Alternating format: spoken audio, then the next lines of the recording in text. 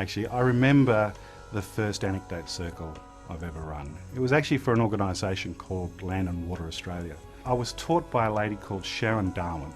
We used to work together at IBM. And Sharon said to me, look, when you run an Anecdote circle and you're trying to get stories from people, there's only two things you have to remember.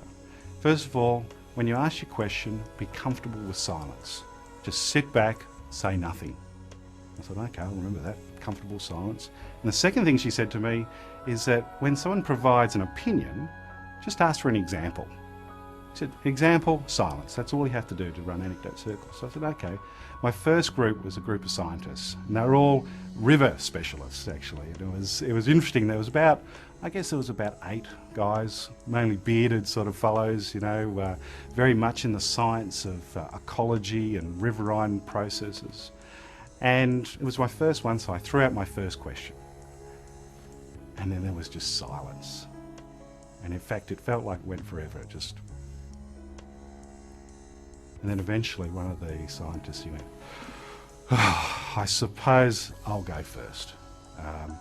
Look, just 2 years ago, we had this happen. It was actually around funding, and they told me a story about how they got their funding from a particular organisation. And what the most interesting thing was, as soon as he told his story, I could see another fellow across the table go, that reminds me. And then he told his story. And then story upon story. We went for 2 hours non-stop. I hardly asked any questions. I think I might have asked 3 questions in 2 hours, and these guys were just on a roll. I guess after I did that first Anecdote circle, I felt a lot more comfortable about how you do this, and it was from then on. I think we've done hundreds upon hundreds of them now.